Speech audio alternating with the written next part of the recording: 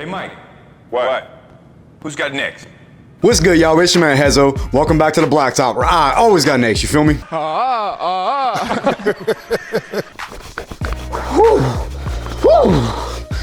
Oh, boy.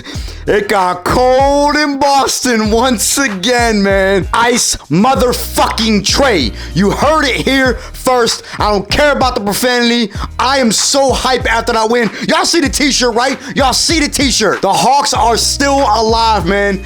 Everybody counted the Hawks out, including myself. I didn't think we was gonna win this game, but we fought until the end, and Trey hits the dagger. Subscribe if you are new, drop a like on the video, a ton to dive into for this one, so let's get right into it. Again, man, nobody picked the Hawks to win this game, and including myself. I'll be honest with you, I did not pick us to win this game. No DeJounte, I didn't really think we stood a chance in this game, and again, I couldn't be more happy to be wrong. This game started out, Trey got off to a good start, and he just really looked locked in. JB also got off to a good start. Jaylen Brown had just an incredible game overall. Hawks came out the gate making threes. I think he hit 6 threes in the first quarter alone. Trey was given great minutes, playing like the leader that he has been over the last couple games. And when Trey went out, the bench gave a huge boost. Jalen Johnson gave solid minutes. Saddiq Bey had an excellent game overall, and the defense was doing an excellent job on Jason Tatum for the entire first half. He shot 3 for 11, 0 for 5 from 3. He just couldn't get it going, and DeAndre Hunter was just all over him the entire first half for the possessions that he guarded him. Would not let him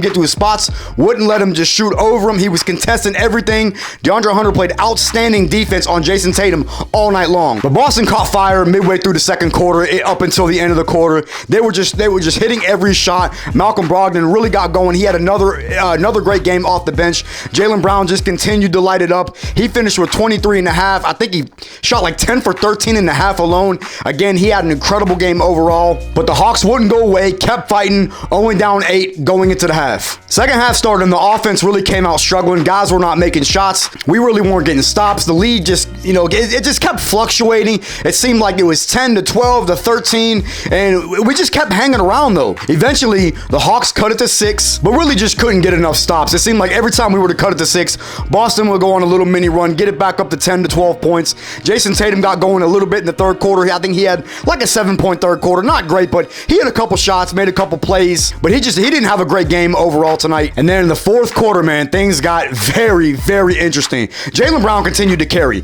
I mean, the Celtics went up by as much as like 13 points, I think, in the fourth quarter alone.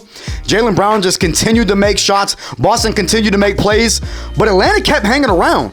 They could not put us away. They couldn't put the Hawks away the entire night. They couldn't do it in the fourth quarter. And here comes Ice Trey. We went on a huge run late in that fourth quarter to tie the ball game, led by Trey, who had another outstanding fourth quarter, a 15-point fourth quarter. I don't care what y'all say about the field goal percentage for him tonight. He had to do it. He played 44 minutes. He was not getting the foul calls until the end of the game. Trey just played an outstanding game and really willed us and carried us to this win. Hit the game-winning shot over Jaylen Brown. Probably wasn't the best shot selection, but he hit it. He would have got crucified if he would have missed it. We would have all been all on his ass, but it didn't happen. We ain't gonna talk about that. Trey hits the game winner, man, and we fought until the end, man, and it was all really just the fight and the resiliency that the Hawks showed in the fourth quarter that won us this game. Again, Boston did not put us away. They were getting called for sloppy shit at the end of the court. Marcus Smart had a stupid foul towards the end of the game. He had that technical foul. Probably was a questionable call, but it is what it is. Boston's got the majority of the calls all series. I don't want to hear it. And the Hawks find a way to get out of Boston with a win to push it to game 6. We are still alive. We are still here. We get DeJounte back for game 6 in Atlanta. We're still alive, man. This series is not over. Now, as far as my final takeaways, I'm not going to do the final takeaways for this game. There's just a couple things that I want to pinpoint and I want to talk about. And number 1 was the performance of Jason Tatum. He choked. He did not show up once again. He didn't have a great game last game. He did not have a great game this game. He shot 8 for 22 from the field, 1 for 11 from 3. And I know some of you guys out there are saying that DeAndre Hunter can't play defense, but the defense that this kid has played on Jason Tatum the entire series, forcing him into tough shots. DeAndre Hunter has been incredible on the defensive end on Jason Tatum. Now, granted, he has not been able to guard Malcolm Brogdon or Jaylen Brown. DeAndre Hunter, I'll be the first to say, he struggles with guarding quicker guys. But he's done a hell of a job on Jason Tatum, and you can't deny that. Half the reason why Jason Tatum shot poorly tonight was because DeAndre Hunter was in his ass. Pause. But he was making everything tough on Jason Tatum, and he couldn't get going. Boston had to lean on the likes of Jaylen Brown, who finished with 35 on the night. Derek White had another solid game. Malcolm Brogdon had a solid game. A lot of their guys stepped up, and Jason Tatum just was nowhere to be found. Now, for the Hawks side, one guy that really stepped up tonight, he had not a huge game, but a big game considering what he's done the entire series, and that's JC. JC came through, man. He had 22 points on the night. Now, he only had 2 boards, so, we ain't going to talk about that. But he shot 9 for 18 from the field. He shot 4 for 9 from the 3. And this was obviously clearly his best game of the series because, like I said in my last recap, he really has just been almost unplayable. He really stepped up tonight in the absence of DeJounte Murray. Bogey had a really solid game. He made a lot of big shots down the stretch of the ball game. But this game came down to Trey, man. Trey really played his ass off. He played his heart out. You can say what you want about the turnovers. You can say what you want about, not a great shooting night, but he still shot 42% from the field and hit the biggest shot of the night. He made his free throws at the end of the game, which was absolutely huge.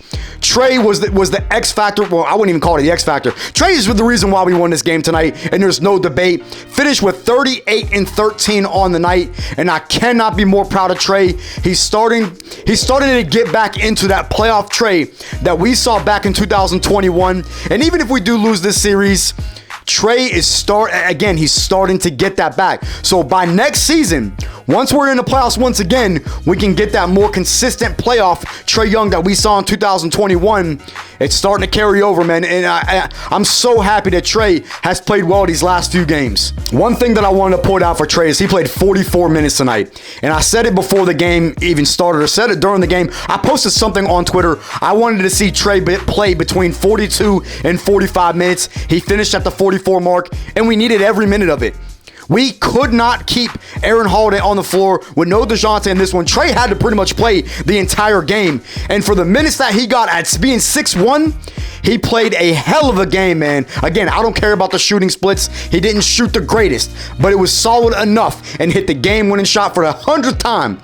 I said it 100 times this video, and I don't care. I'm excited. I'm hyped. He hit the game winner, and we are going to Game 6 in Atlanta. I'm gonna pretty much leave it there, man. I want to continue to go, but I actually forgot to charge my camera for this video, unfortunately, because I'm stupid, man. I'm sorry. I forgot to charge my camera. It's on the verge of dying. We got Game 6 back in Atlanta. I'm not sure what day it is. I'll have to go back and double check the schedule, but a huge game, man. DeJounte comes back, and we got a lot of momentum.